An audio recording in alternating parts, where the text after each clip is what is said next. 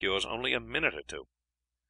The first thing I remember, there seems to have been something before, but that I don't know. I was on horseback, holding a very pretty but awfully pale girl in front of me. We were pursued by a whole troop of Sepoy cavalry, who were firing pistol shots at us. We were not more than 70 or 80 yards in front, and they were gaining fast, just as I rode into a large deserted temple. In the centre was a huge stone figure. I jumped off my horse with the lady, and as I did so she said, "Blow out my brains, Edward! Don't let me fall into their hands." Instead of answering, I hurried her round behind the idol, pushed against one of the leaves of a flower in the carving, and the stone swung back, and showed a hole just large enough to get through, with a stone staircase inside the body of the idol, made no doubt for the priest to go up and give responses through the mouth. I hurried the girl through, crept in after her, and closed the stone, just as our pursuers came clattering into the courtyard. And that's all I remember. "Well, it's monstrously rum," Charley said after a pause. "Did you understand what the old fellow was singing about before he gave us the pipes?" "Yes, I caught the general drift. It was an entreaty to Siva to give us some glimpse of futurity which might benefit us." Well, we lit our cheroots and rode for some miles at a brisk canter, without remark. When we were within a short distance of home, we reined up. "I feel ever so much better," Charley said. "We've got that opium out of our heads now. How do you account for it all, Harley?" "Well, I account for it this way, Charley. The opium naturally had the effect of making us both dream, and as we took similar doses of the same mixture under similar circumstances, it's scarcely extraordinary that it should have affected the same portion of the brain, and caused a certain similarity in our dreams. In all nightmares something terrible happens, or is on the point of happening, and so it was here. Not unnaturally, in both our cases, our thoughts turned to soldiers. If you remember, there was a talk at mess some little time since as to what would happen in the extremely unlikely event of the Sepoys mutinying in a body. I have no doubt that was the foundation of both our dreams. It's all natural enough when we come to think it over calmly. I think, by the way, we had better agree to say nothing at all about it in the regiment." "Oh, I should think not," Charley said. "We should never hear the end of it. They'd chaff us out of our lives." We kept our secret, and came at last to laugh over it heartily when we were together. Then the subject dropped, and by the end of a year had as much escaped our minds as any other dream would have done. 3 months after the affair, the regiment was ordered down to Allahabad, and the change of place no doubt helped to erase all memory of the dream. 4 years after we had left Jubalpore, we went to Birapore. The time is very marked in my memory, because the very week we arrived there, your aunt, then Miss Gardiner, came out from England to her father, our colonel. The instant I saw her I was impressed with the idea that I knew her intimately. I recollected her face, her figure, and the very tone of her voice, but wherever I had met her I could not conceive.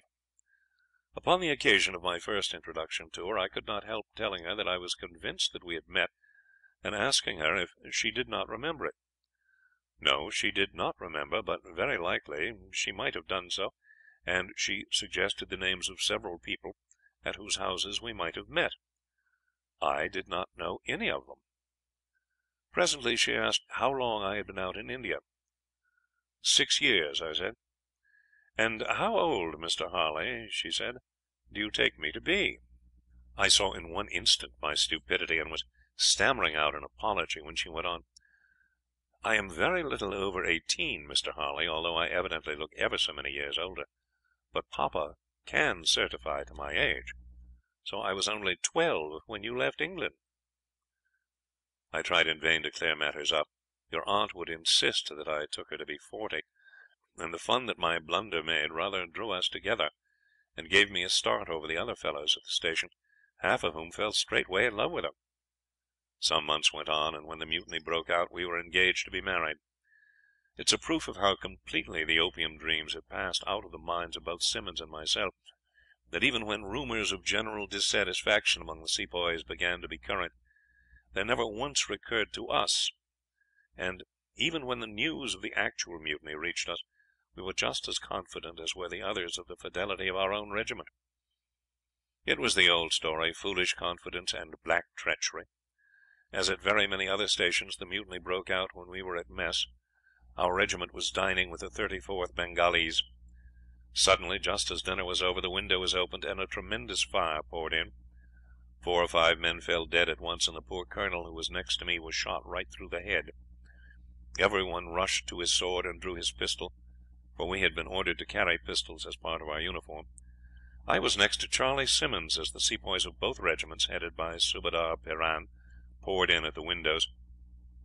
"I have it now," Charley said. "It's the scene I dreamed." As he spoke he fired his revolver at the Subadar, who fell dead in his tracks. A sepoy close by levelled his musket and fired. Charley fell, and the fellow rushed forward to bayonet him. As he did so, I sent a bullet through his head, and he fell across Charley. It was a wild fight for a minute or two, and then a few of us made a sudden rush together, cut our way through the mutineers, and darted through an open window onto the parade. There were shouts, shots, and screams from the officers' bungalow, and in several places flames were already rising. What became of the other men I knew not. I made as hard as I could tear for the colonel's bungalow. Suddenly I came upon a sowar sitting on his horse watching the rising flames. Before he saw me I was on him and ran him through. I leapt on his horse and galloped down to Gardner's compound. I saw lots of sepoys in and around the bungalow, all engaged in looting. I dashed into the compound. "May, May!" I shouted. "Where are you?" I had scarcely spoken before a dark figure rushed out of a clump of bushes close by with a scream of delight. In an instant she was on the horse before me, and, shooting down a couple of fellows who made a rush at my reins, I dashed out again. Stray shots were fired after us, but fortunately the sepoys were all busy looting. Most of them had laid down their muskets, and no one really took up the pursuit. I turned off from the parade ground, dashed down between the hedges of 2 compounds, and in another minute we were in the open country. Fortunately the cavalry were all down looting their own lines, or we must have been overtaken at once. May happily had fainted as I lifted her onto my horse. Happily, because the fearful screams that we heard from the various bungalows almost drove me mad, and would probably have killed her, for the poor ladies were all her intimate friends. I rode on for some hours till I felt quite safe from any immediate pursuit, and then we halted in the shelter of a clump of trees. By this time I'd heard May's story. She'd felt uneasy at being alone, but had laughed at herself for being so, until upon her speaking to one of the servants, he had answered in a tone of gross insolence, which had astonished her. She at once guessed that there was danger, and the moment that she was alone caught up a large dark carriage rug, wrapped it round her so as to conceal her white dress, and stole out into the verandah. The night was dark, and scarcely had she left the house than she heard a burst of firing across at the mess house. She at once ran in among the bushes and crouched there. As she heard the rush of men into the room she had just left, she heard them searching for her, but they were looking for a white dress, and her dark rug saved her.